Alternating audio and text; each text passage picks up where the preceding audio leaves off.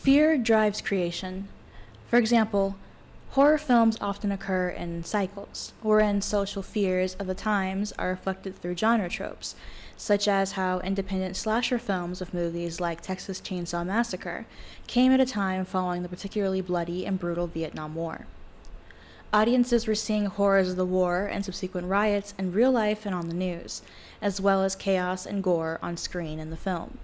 As such, the horror genre works across time by constantly adapting to what events occur in the real world, attempting to both intensify the fear factor of its films as well as help viewers process the societal fears they faced in reality by presenting them on screen.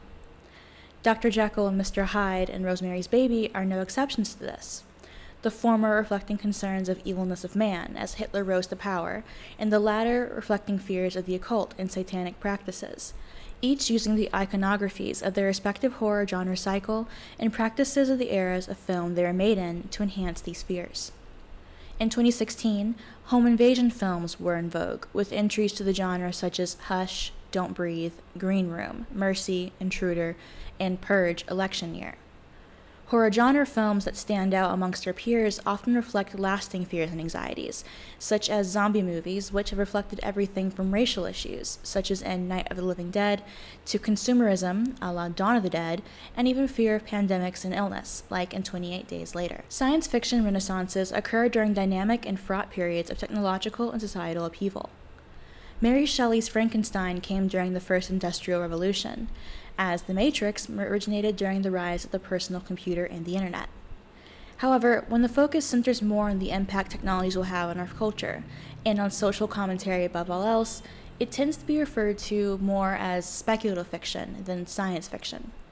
Regardless, it's easy to recognize how social anxieties are filtered through the films and books we consume. So, what does the recurrence of the same theme over and over say? Harrison Bergeson is a short story by Kurt Vonnegut, which takes place in the year 2081 when the Constitution dictates that all Americans are fully equal and not allowed to be smarter, better looking, or more physically able than anyone else. The handicapper general's agents enforce the equality laws, forcing citizens to wear handicaps, masks for those who are too beautiful, earpiece radios for the intelligent that broadcast loud noises meant to disrupt thoughts, and heavy weights for the strong or athletic. The opening lines of the short story are, "The year was 2081, and everyone was finally equal. They weren't only equal before God and the law, they were equal every which way. Nobody was smarter than anyone else, nobody was better looking than anyone else, nobody was quicker or stronger than anyone else. All this equality was due to the 211th, 212th, and 213th Amendments to the Constitution, and to the unceasing vigilance of agents of the United States Handicapper General." In this story, the parents of Harrison Bergeson watch a TV broadcast in which their son, who was taken away from them at age 14, storms the studio. He's been handicapped like everyone else, but as a result of them, has only made him stronger and more extraordinary than those around him. His resistance is futile, however, as even as he frees several people from their handicaps, including musicians and a ballerina, he is quickly killed by the handicapper general. Aldous Huxley's Brave New World takes place in New London, in a so-called utopia governed by 3 rules: no privacy, no monogamy, and no family. Every aspect of the citizens' lives are ruled by the government, from their artificially controlled conception to their childhoods and government-raising centers, to their capacities and designations in society. Because of this inability to control anything about oneself, John the Savage, born to a woman from the New World accidentally left behind and made pregnant in the US, shakes up this new London as he opposes these issues, namely the anti-intellectualism, the consumerism which eventually ruins any possibility of individuality via making everyone else's, and the incompatibility of truth and happiness. Doing so leads to his death. While Orwell's 1984 posited that altering the past would allow for control over a populace, Huxley argued that degrading the individual was the key to population control. More recently, we have movies such as Idiocracy, where the intellect of the human race has decreased so sharply that the most average man in the army becomes one of the most intelligent in the world when he wakes up from cryogenic sleep 500 years later. or They Live, in which philosopher and psychoanalyst Slavoj Zizek, I hate his name, I'm sorry, describes as one of the forgotten masterpieces of the Hollywood left. The sunglasses function like a critique of ideology. They allow you to see the real message beneath all the propaganda, glitz, posters, and so on. When you put the sunglasses on, you see the dictatorship and democracy, the invisible order which sustains your apparent freedom. All of these stories center on the danger of giving the government too much control, which quickly becomes dehumanizing even when done in the hope of improving society. These also reflect fears of social manias, which gain power and prominence so quickly that it is often impossible to see how negatively they will impact the world, and those who do have this foresight are gravely punished. Additionally, they illustrate a fear of idiocy and complacency, which brings us to Mania, Lionel Shriver's newest novel, which tackles these topics with an all too relevant take. Mania is presented as the memoirs of Pearson Converse, as she chronicles the rise of the mental parody party and its impact on her family and the world around them through an alternate history. The mental parody movement posits that implying differences in intelligence is the last civil rights fight. The novel begins with Pearson's son being sent home from bullying. When she arrives at the school, the assistant principal tells her that her son called another child a slur. "I'm afraid your son ridiculed one of his classmates," the assistant principal informed me. "He employed language we consider unacceptable in a supportive environment, and which I will not repeat." The official thrust her formidable breasts upward, dramatizing a haughty bearing and little need of emphasis. Well, most kids try bad language on for size. Playground obscenities would be one thing. Slurs are quite another. This is a suspension-level offense. Any similar violation in the future could merit expulsion. The second-in-command didn't let me go without adding a warning. I do hope he isn't picking up this kind of derogatory vocabulary because it's commonplace at home. I assure you, we're very civilized. Any number of civilizations at times past held views we find abhorrent today. I think you know what I mean, Miss Converse. This is a forward-looking institution. By the gravity of the conversation, one might expect Pearson's son to have used language that fulfills the definition of a slur, which differs from a mere insult, as noted in slurs, pejoratives, and hate speech. Slurring is a type of hate speech meant to harm individuals simply because of their group membership. It not only offends, but also causes oppression. Slurs have some strange properties. Target groups can reclaim slurs so as to express solidarity and pride. Slurs are noted for their offensive autonomy. They offend regardless of speakers' intentions, attitudes, and beliefs, and for their offensive persistence, as well as for their resistance to cancellation. They offend across a range of contexts and utterances. They are also noted for their offense variation. Not all slurs offend equally, and for the complicity they may induce in listeners. Slurs signal identity affiliations. They cue and re-entrench ideologies. So, in other words, they must be specifically derogative to a person, not based on personal merit or individual action, but based on broad membership with a group, which is not a choice. For example, racial slurs, or slurs based on sexuality or sex, differ from merely calling someone a tool or a dick. Those insults are not earned, but bestowed, and it's very obvious when one is used incorrectly, because the association with a particular group cannot be divested. However, when Pearson gets home, it's revealed that the slur in question is not a slur at all. "It was about a t-shirt," Darwin said sourly at last. "And?" "Stevie was wearing one that said, 'If you're so smart, why aren't you smart?'" I guffawed. "God, that's lame. It doesn't even make sense." "That's what I said. Actually, all I said is that it was stupid." The S word. "I didn't call Stevie stupid. I said his t-shirt was." Stupid Stevie had to ring to it that in my day would have made it irresistible. "Well," I said, "when you wear a stupid shirt, that can't help but suggest that you're a little bit stupid yourself." "I don't understand the rules anymore," Darwin exploded. "Okay, so a person can't be stupid. You've explained why over and over, and no, I still don't see how, as of one day back around the beginning of 5th grade, suddenly a fucking doofhead wasn't a fucking doofhead anymore. But okay, I get it. I don't call anyone the S word or a bunch of other words. But can a thing still be stupid, like a shirt? Can an idea be stupid? Can anything be stupid, or is everything intelligent now?" I squinted. I'm not sure. Calling everything intelligent might get you into trouble too. This junk is all anyone cares about anymore. But it's not like we don't all know which kids are total pea-brains. The teachers are always calling on them, and no matter what they say, it's always, "Ooh, Jennifer, that's so wise." And then when one of the thickos claims 5 times 7 is 62, our math teacher says, "Excellent, that's one answer, and a very good answer. So would anyone like to contribute a different answer?"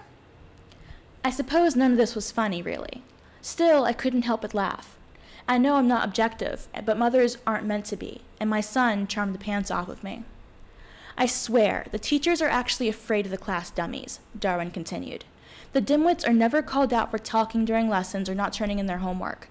I guess now not doing your homework is just a different and totally wise way of doing your homework. Meanwhile, the dummies are becoming a pain in the butt. They walk around with their noses in the air like they're so special, and they're always on the lookout for something you said that they jump on and take the wrong way. Like, Aaron told this girl Wendy that her new phone case was super dope. He was just trying to be nice and also to sound cool, but she punched him in the arm and reported him to the new MPC. At my quizzical look, he spelled out, "Mental Parity Champion." I think all the schools have them. Anyway, Aaron's forced to apologize in front of the class because Wendy and the NPC were both too clueless to know that dope means great. I have a funny feeling that dope is on the way out, I said. Listen, you don't say words like thicko and dummy at school, do you? Of course not. That'll make me a dummy and a thicko, wouldn't it? But I don't understand why we can't stick up for what we think. I don't understand why we have to go along with this junk. I confess that I took pleasure in the cozy collusion of our heretical household. Yet I worried that my determination to preserve a sanctum of sanity behind closed doors put the kids in a perilous position. There's obviously something to be said for staying true to what we believe, I said, but we have to be prudent, pick our spots. This new way of thinking about people is bigger than we are. If we stick up for what we believe in the wrong way, we don't accomplish anything aside from doing ourselves a great deal of damage. In due course, I'd have been better off delivering this speech to myself. You mean we just have to go along with everyone else because we're outnumbered, or because if we don't, we'll be punished? What's the difference between your being prudent and being a fucking coward? There's no difference, I said heavily. Now get your coat. So, it should be obvious by now that this book is a satire, and a very clever one. While it can apply broadly to a number of social manias, I would argue it's best reflective of the current gender ideology movement, where when suggesting basic facts, that biological sex is immutable, it's construed as hate speech, and while many people disagree with this ideology, many go along with it out of intimidation and fear of being punished. We use preferred pronouns and coddle those who argue that their gender identity does make them different from regular men and women, that the difference is both oppressive and bestows upon them a righteousness that sets them above others. The atmosphere of fear that is created from giving these groups so much power also gives others the impetus to identify into and support that group.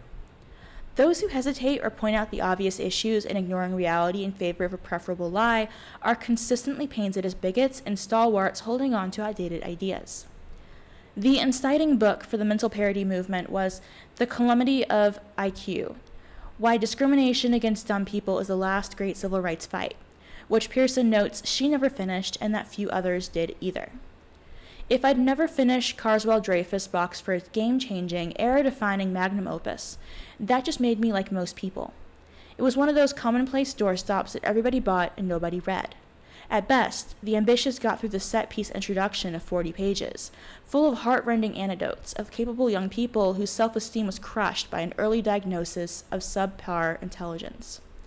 Once you adjusted the thesis that all perceived variation in human intelligence merely came down to processing issues, you could skip all the tedious twin studies, cohort graphs, and demonstrations of IQ scores being lower by 15 to 20 points, depending on what have you. Initially, the cerebral elite, academics, doctors and lawyers, scientists, lampooned that notion that stupidity is a fiction as incredibly stupid, whatever they say now. Yet, as the drive for intellectual leveling gathered steam, it was the sharpest tax among the elect, who jumped on the fashionable bandwagon first. This, in turn, reflects that few people seem to actually research the ideas they champion, especially if they serve a purpose that supports the already held ideology, similar to how the so-called hoax was published in part because it checked all the boxes for what was academically in vogue, regardless of if it made any sense. The Sokal hoax was conducted by Alan Sokal, a professor of mathematics and a scholar of physics, to demonstrate the lack of intellectual rigor evident in many academic journals. He accomplished this by submitting a gibberish article to the Social Test, an academic journal of cultural studies, in 1996. Sokal wanted to determine if a leading North American journal of cultural studies, whose editorial collective includes such luminaries as Frederick Jameson and Andrew Ross, would publish an article liberally salted with nonsense if A, it sounded good, and B, it flattered the editor's ideological preconceptions. He called this paper Transgressing the Boundaries Toward the Transformative Hermeneutics of Quantum Gravity. Now, I will spare you from the gibberish, but regarding this paper, Sokal notes, in the first paragraph, I deride the dogma imposed with the long post-Enlightenment hegemony over the Western intellectual outlook, that there exists an external world, whose properties are independent of any individual human being, and indeed of humanity as a whole, that these properties are encoded in eternal physical laws, and that human beings can obtain reliable, albeit imperfect and tentative, knowledge of these laws by hewing to the objective procedures and epistemological strictures prescribed by the so-called scientific method. Is it now dogma in cultural studies that there exists no external world, or that there exists an external world, but science obtains no knowledge of it? You'll note that in academia today, there's a lot of nonsense. This obfuscation of language comes alongside a radical decrease in literacy and critical thinking ability. As reported on Snopes.com, literacy rate is defined by UNESCO Institute for Statistics as the percentage of the population of a given age group that can read and write. A 2019 study ranked the U.S. as 125th for literacy, while data collected by the U.S. Department of Education, published in 2020, found that 130 million adults in the country have low literacy skills. In other words, more than half, 54% of Americans between the ages of 16 and 74, read below the equivalent of a 6th grade level. According to an empirical study by Xiaoha Hu and Hongwei Zhang, published in the Journal of Language Teaching and Research, it was found that improvements in critical thinking are paralleled by improvements in reading comprehension. They believe that the presence of such a strong relationship may be due to the fact that critical thinking and reading are both cognitive abilities which have some identifiable cognitive skills in common. So, in other words, if one goes up, so does the other, and if one goes down. The wave of anti-intellectualism and performativity that Sokal was hoping to expose is the same that supports gender ideology and, in Mania, supports the mental parity movement. It is the same rabid belief in the superiority of sudden change that creates this deep rift between those who still believe in the unfortunate reality of material differences and inequality, and those who prefer to chase the fiction that such thinking is based solely on social constructs. At a dinner party with Pearson's best friend and her new boyfriend, Pearson notes, "I'm astonished by how fast this new way of thinking about human intelligence installed itself," I said, "and I'm not quite sure who installed it. The pace of ideological change has been dizzying." "Funny," Roger said. "That's not my experience at all. I'm always shocked when I remind myself what a short time it's been, because to me it seems as if we've banned cognitive discrimination for years and years." I was perplexed that Emery had yet to jump in, say, right here, maybe something along the lines of, "That's because when something horrendous is happening, time slows to a crawl." But she just sat there, submitting to her new boyfriend's many claim-laying touches as he sat encroachingly close to her on the couch. A stroke of a cheek there, a brush of her shoulder there, 3 fingers on her knee. "As for my experience in the classroom this fall," I said, "if it were only the open admissions, that would be difficult, challenging enough. But something else has changed." I was sick of walking on eggshells in my own home, especially after picking bits of shell from my feet on return from the university multiple days a week, so I raised the frankness quotient a tad. The students, especially the freshmen, display inexplicable pugnacity. They all wear those "I quit" badges, which are now as ubiquitous as smiley face buttons when I was a kid. Because the badges are almost a requirement, they don't distinguish the zealots from the more passive students just swimming at the tide. Still, the zealots have ways of making themselves known. They choose desks toward the front of the room. They sit there glaring, often with their arms crossed, positively daring me to try to teach them something they don't know, as if they're sure they know it already, or if they don't, it's not worth knowing. They're smug and they're surly, also very touchy and on the lookout. Darwin told me that certain students display the same cunning, predatory watchfulness even in his elementary school. It's as if the purpose of going to college is to test the faculty and not the students. You'll notice here several running themes. One is the intrusion into the home, both from outside authorities such as the school, which insists that it knows better than parents and presses that ideology onto its students, as well as the power held by those devoted to the cause over those who aren't.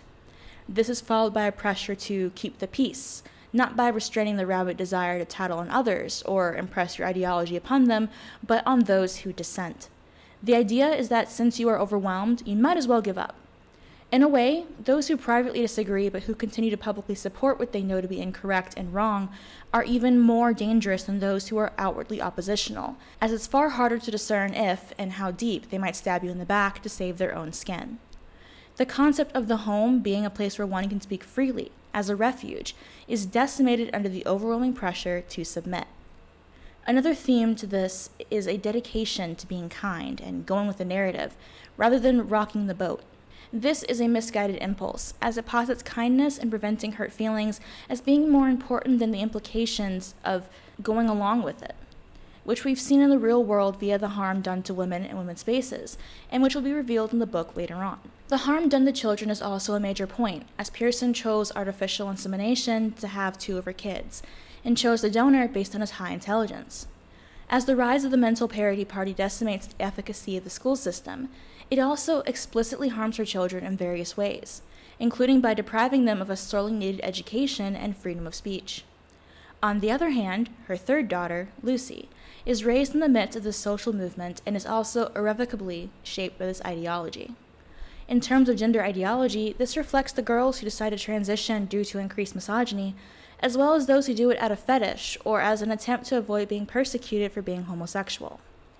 This is facilitated by the division of adults. There are those who are fanatic believers, such as Roger, who genuinely believe that differences in intelligence are a harmful lie. There are opportunists and cowards, such as Emery, who chooses to play along in public while hiding in private in order to save her own career, even at the expense of lending support to a harmful ideology. Wade, Pearson's husband, believes that it is best to simply stay out of it and to keep his head down out of a misguided belief that it will remain someone else's problem. And, of course, there are true oppositionists, such as what Pearson becomes over the course of the book, who are vocal about their disagreement, even to their own detriment.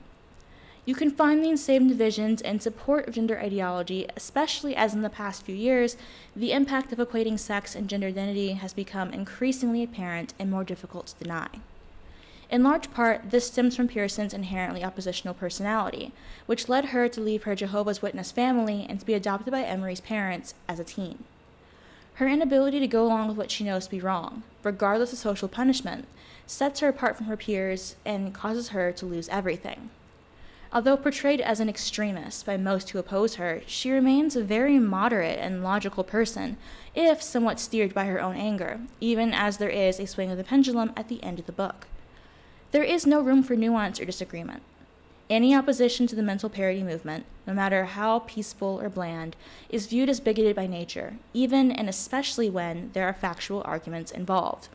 For example, that new book, The Cognitive Pay Gap, which argues it's perceived intelligence that overwhelmingly explains income inequality, I think the author's dismissal of discrimination by race, sex, and sexual orientation is outrageous. He's fundamentally making a category error.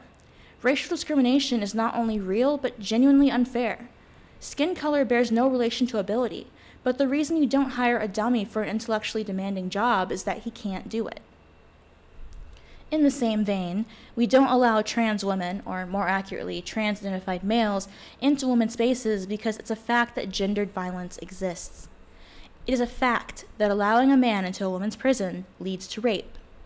Ignoring this based on a misplaced belief that trans women are really women ignores the reality of sex-based oppression, rape, and domestic violence. It ignores sexual differences between men and women, which impact how we live and interact with one another. Just as the steadfast belief that trans women are women has led to a myriad of problems, so too does the belief that intelligence differences are not real lead to quite a few disasters. One issue is that the creation of an opt-in oppressed class, where when a claim to victimization is as simple as saying you were once called stupid, leads to the erasure of support for actual victimized groups. Over the course of the mental parity movement, the battle for gay marriage is abandoned because everyone is so caught up in the new, more fashionable oppression. It also leads to President Obama only getting one term in office because, as Emery notes, nobody gives a crap about his being a black president. He's a know-it-all president. It's death. Even Romney has kept a foot on his own head. Little words. Me. Keep you more money. Obama just keeps spooling out elegantly subordinated sentences with that arch-amused, slightly despairing look on his face. He doesn't get it. What better reflection of how people of color, Black, Hispanic, Indigenous, from the global South, all the groups with actual lived experience with oppression, are ignored unless they talk the party line that trans women are women, because that oppression is obviously much worse than the ones that they face. Later in the novel, Wade, Pearson's husband, who was a tree surgeon, is forced to hire an unqualified employee due to the leverage the employee holds over him due to an accidental utterance of idiot. Because Wade is not part of academia and for the most part was able to avoid the impact of this ideology, he made the mistake of not caring until this point. However, this leads to a life-changing injury as the employee doesn't follow workplace safety and ends up breaking Wade's wrist and ankle. The surgery is done by a young man who graduated med school under this ideology and thus was never tested for competency or ability. He ends up harming Wade further, leading to him never recovering from what could have been a minor surgery. After attempting to teach her youngest daughter to read is relayed to Lucy's school, it's rewarded by a visit by CPS, who notes that forcing her daughter to read is tantamount to abuse, even if it is obviously an important trait to impart, and leaves Lucy with the power to potentially get not just herself, but all three of Pearson's kids removed from the home on claims of child abuse. This is an obvious reflection of gender ideology leading to broken homes, such as in the case of Sage Blair, a teen who ran away to meet an online friend and after she was found, was not allowed to return to her grandparents' home, who had a complaint of abuse lodged against them. They, the state authorities, would not even let me talk, hug, or see her the day after she went through the rape exam, Michelle told Redux, and added that the experience was heartbreaking, to say the least. Instead, they were required to appear in court that same afternoon, as they were being investigated for child abuse over alleged misgendering. Michelle and Roger would later discover that the investigation had been requested by the public defender, who had contacted 2 school counselors to testify against them. The counselors would argue that Sage should not be returned to her home due to a lack of a sufficiently gender-affirming environment. Upon my arrival, I was told my granddaughter would not be allowed to return to Virginia, Michelle stated in May. Sage was now being represented by a juvenile attorney, and my husband and I were going to be investigated for abuse because my husband and I called her Sage and not Draco. Just as misgendering is viewed as child abuse, so too was any attempt to improve intelligence, or even to imply that intelligence existed. The targeting of kids, both as pawns to keep parents in line and as converts to this new way of thinking, can also be seen in the prevalence of preaching books, which discuss topics like men having children, kids having gender identity, and the importance of respecting pronouns. Similarly, in Mania, Lucy receives a copy of All My Friends Are Clever for her 7th birthday, even as she was unable to read due to the lack in educational standards. Lucy's indoctrination is harmful in more ways than one, as after the collapse of the mental parity movement, a pendulum swings towards an obsession with intelligence instead, echoing fears of the pushback to gender identity, leading to increased homophobia and misogyny. In this post-mental parity environment, those who were raised under this ideology are now sincerely oppressed, as many are now incapable of learning the skills needed to catch up to where they would otherwise be. Illiteracy is high. Few know geography. And the antagonism against these people lacks the sympathy of understanding that the young people who grew up under this ideology did not ask for it. They had little control over it. They did what they were indoctrinated to do, which is hauntingly reminiscent of the ways that detransitioners are treated today. The reality of intelligence is that there are differences in mental capability, just as there are differences in sex. Smart people differ from dumb people, just as women differ from men. In the case of intelligence, there is a needed hierarchy based on ability, and by not only ignoring the importance of capability, but by actively seeking people who best fit an identity, it leads to systematic collapse. In the case of Mania, this means people who are unfit to do positions such as doctor or engineer lead to major deaths from medical malpractice and building collapses, but it also creates a broader impact by making it impossible to trust anything manufactured in the US to work properly. When trans-identified people are placed in positions of power without the ability or merit to do the work, There forms an entitlement, out of knowledge that kicking them out would look bad, and thus they have almost free rein to do as they please. Quite simply, some distinctions are important, regardless of if one wants to acknowledge them. Sex-based oppression remains even when you try to remove the words to discuss it. Additionally, status quo often returns and rarely displaces the targets of these policies, as it becomes easy to opt into an identity that will allow one to be promoted, such as what Emery does when she continues to spout the party line until it backfires and she switches sides. This occurs because she is intelligent, is a sellout, and works out the obvious ways to game the system. By controlling the language with which to refer to reality, the mental parity party is able to effectively control reality. For example, language is used to heighten division between opposing groups and to incite an environment of social division. Emery plays into this in her radio show and eventually television broadcasts. One of her broadcasts is as follows. I have never been wholly on board with the term dog whistle as a metaphor for wink and nod prejudice. Only dogs can hear whistles. By implication, only the intended audience for these coded signals can detect the latent hate-mongering. Supposedly, the rest of us sit there in our innocence as if no one has said anything the least untoward. But in my experience, so-called dog whistles register plainly to the ordinary human ear. Their messaging isn't subtle. We can all hear what the speakers are really saying loud and clear. Ever since the mental parity movement rolled over our backward institutions and finally issued in a fair, more decent, more respectful public protocol, we've all recognized that a host of snubs and put-downs have grown unacceptable. We know what those words are and how savagely they've been used in the past to disparage and dehumanize. But all social progress is doomed to be halting. After our one step forward, too many of our contemporaries are shuffling 2 steps back. Start paying attention to friends, coworkers, even politicians who would never be caught dead using the kind of language that I'm hardly going to cite on this broadcast. NBR has strict guidelines that will prevent my doing so even if I were so recklessly inclined. But too many of our fellow Americans, seemingly biddable, seemingly polite, obedient to the strict letter of cultural law, have meanwhile been developing a whole new secret code to convey exactly the prejudice we're trying so strenuously to eliminate.